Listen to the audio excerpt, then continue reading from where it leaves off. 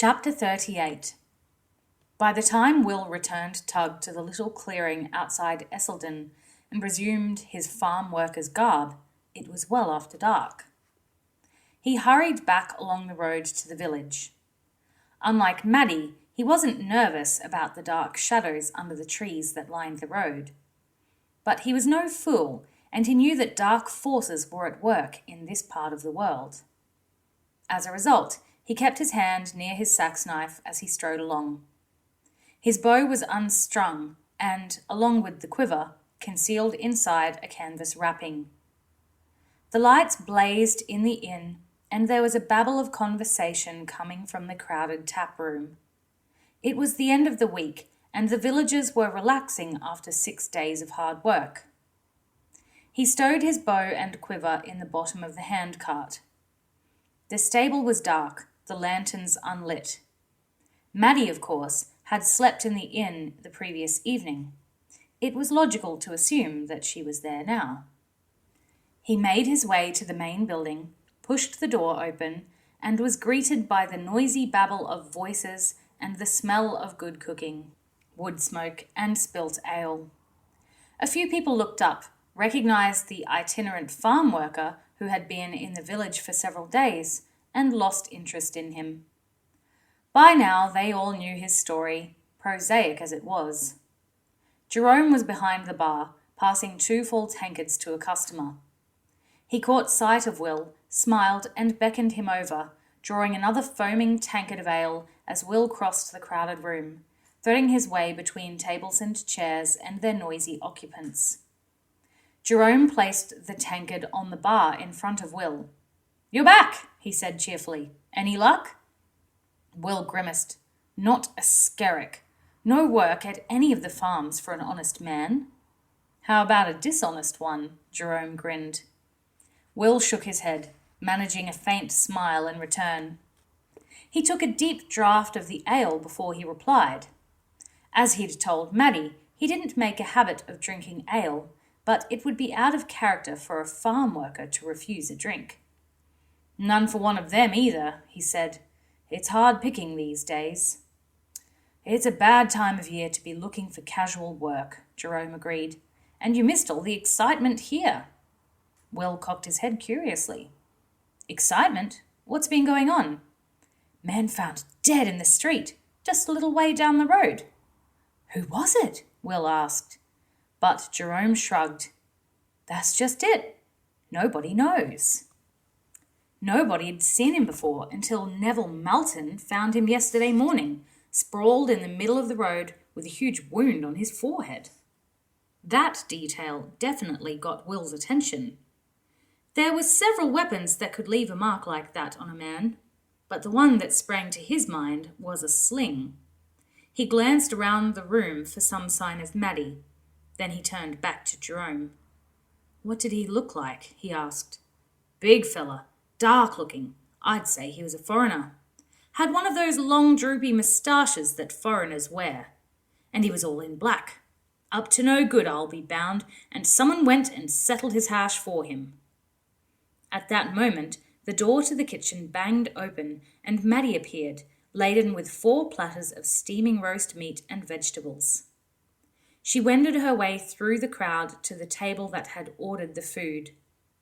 The 4 men sitting there cheered as she set the platters down, joking with her and thanking her for saving them from death by starvation. They were cheerful and friendly and meant no harm. Maddie smiled at them a little wanly. She seemed bothered by something, Will thought. Then she looked up and noticed him at the bar, and he saw relief flood across her face. "That's a good girl you've got there," Jerome said, noticing the byplay between them. "A hard worker, and good with the customers. I won't be charging you for that room she's been in, and I'll toss a few coins into her purse as well. Matter of fact," he added, "you can use the room tonight if you choose." "Thanks, we may do that," Will said. Maddie was looking meaningfully at him, and now she jerked her head towards the door that led to the stable yard. The message was obvious. He drained the last of his ale. "I'll just go and say hello," he said, and turned to follow Maddie out of the stable-yard door. Tell her to take a good long break, Jerome called after him. She's been working hard all evening. Best waitress I ever had, he added, thinking to himself that it was a pity that Maddie and her father wouldn't be staying long in the village. As he followed Maddie into the cool air outside, Will smiled wryly to himself. Maddie, the royal princess, the superior, snobbish young lady of Castle Araluen, had found her vocation as a serving maid. Might be a new career for her if Evelyn and Horace don't reinstate her as a princess, he thought, and gave a short bark of laughter. He paused, surprised. It was the second time recently that he'd laughed out loud, he realised. He shook his head and strode quickly to where his apprentice was waiting for him. He stopped a few paces from her. Her face was pale and her lip was trembling. As she looked at him, her eyes welled with tears. "Uncle Will, I killed someone," she said. Her shoulders began to shake and she began to sob uncontrollably. He gathered her in, wrapping his arms around her and muttering soothing noises as he did so. The fact that she had called him Uncle Will spoke volumes for her state of mind. She was still a child, he realised, in spite of all her self-confidence and bravado. And she had been forced to do the most terrible thing a person could do, take the life of another. He had no doubt that circumstances had forced her to do it. He also had no doubt that she was talking about the mysterious black-clad stranger who had been found in the street. "Hush now, my girl," he crooned softly to her. "Hush now. I'm here and everything's going to be all right. Can you tell me what happened?" Gradually, between the vast, gulping sobs that were shaking her, she described how she had woken in terror to the presence of an intruder in her room, how he had threatened her, and then how the terror had been gradually replaced by anger and indignation. "You followed him?" Will said, as she described how she had gone down the stairs, her sling ready. She snuffled back a tear and nodded. "Yes, I thought I should." He had released her when he asked the question, but now he pulled her into his embrace once more. "My God, but you're a brave girl," he said, marvelling at her courage. She continued with her tale, describing how the sheer chance of the stone under her bare foot had saved her life, as the quattro whirred over her head. Then she told him how she saw the man preparing another cast and let fly with her sling, a fraction of a second before he could release his missile. "Let me get this straight," Will said. "He threw a quattro at you. He was about to throw a second, and you retaliated just in time?" She nodded tearfully. "I didn't think what would happen. I just let fly. Then I fell flat," she said. Will nodded sympathetically. "Of course you didn't think. You acted as you've been trained to act. You reacted to a threat. There's no blame here attached to you, my sweet. But he was obviously working with that filthy stealer.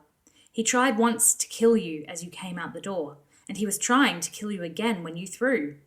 And you say he had another 2 of those weapons in his satchel?" She nodded, not saying anything. Will made a dismissing gesture with one hand. "Then you acted in self-defense, and there's no blame in that. None at all. If you hadn't, I have no doubt he would have tried again to kill you with those remaining quattros." "I suppose so." She had told herself this over and over since the event. To have someone else say it, and particularly Will, was enormously comforting. "Dry your tears now. I know it's a horrible thing to face, but it was something you had to do. You had to do it or you would have been killed. Are we clear on that?" She nodded, wiping the back of her hand across her face to dry her tears.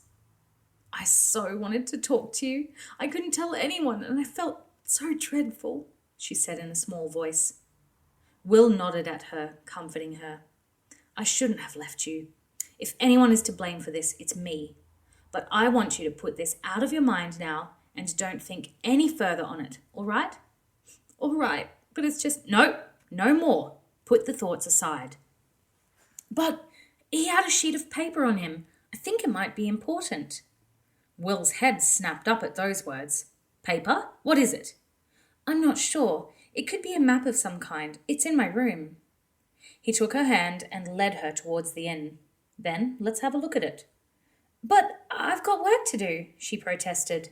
He shook his head. Let Jerome and his wife do it. He said you should take a long break. So let's take it. What did you find out in Boyletown? She asked as they headed for her room. The storyman was there all right, a couple of days before Peter Williscroft disappeared. Will paused, then added, and the boy was being mistreated, just like the others. By his father? He shook his head. An older brother. He used to bully him continually. Nobody was surprised when Peter went missing. They reached the top of the stairs and he pushed the door open, standing aside to let her enter the little room. Now, let's see what's on this paper you've found.